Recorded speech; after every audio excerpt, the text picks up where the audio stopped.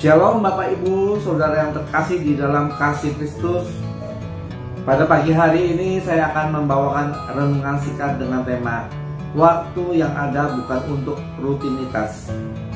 Tanpa kita sadari Bapak Ibu Saudara, sepertinya waktu yang ada adalah milik manusia, milik kita. Sehingga kita bisa melakukan dengan sesuka hati. Waktu yang ada itu kita pakai dengan kepentingan diri sendiri, kepentingan pribadi, dan kita tanpa disadari apapun yang kita lakukan dari pagi hingga malam, kita melakukannya hanya untuk kepentingan diri sendiri. Bapak Ibu Saudara yang terkasih, kalau kita mengerti bahwa kita menjadi orang Kristen, kita tentunya harus tahu kalau hari ini kita masih bisa hidup adalah satu anugerah yang Tuhan berikan kepada kita, adalah waktu yang Tuhan berikan untuk kita bertobat, kita berubah. Ada satu kesempatan bagi kita Bapak Ibu Saudara. Ketika kita masih hidup, tentunya kita harus bagaimana kita hidup yang berkenan kepada Allah Bapa di surga. Bapak Ibu Saudara yang terkasih, kita sebagai manusia di dunia ini, pada umumnya manusia hanya berpikir bagaimana keinginan kita, kepentingan kita. Tidak berpikir bagaimana untuk kepentingan Tuhan, bagaimana hidup kita bisa dinikmati Tuhan. Namun sebaliknya, hidup kita biasanya untuk kita bisa nikmatin dari kehidupan kita sehari-hari.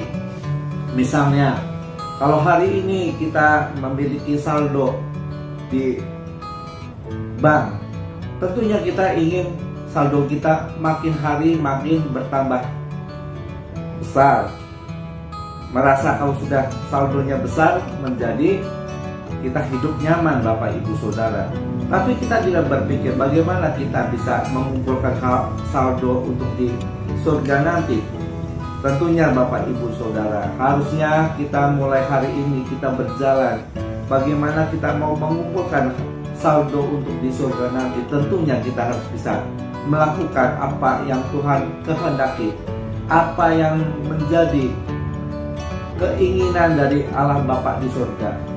Bapak Ibu Saudara, harusnya kita bisa mengosongkan saldo dari dosa-dosa kita menjadi nol, menjadi kosong, dan kita isi dengan saldo untuk hidup kita makin hidup yang berkenan kepada Allah Bapa di surga.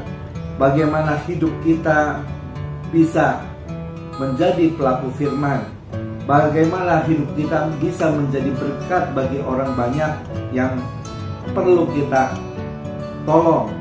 Bapak Ibu Saudara, kita belajar bagaimana kita hidup. Waktu yang ada ini kita pakai dengan maksimal, kita pakai dengan benar, bahwa hidup yang ada sementara ini adalah waktunya Tuhan. Waktunya Tuhan, bukan waktu kita. Jadi bagaimanapun juga, mulai hari ini kita belajar.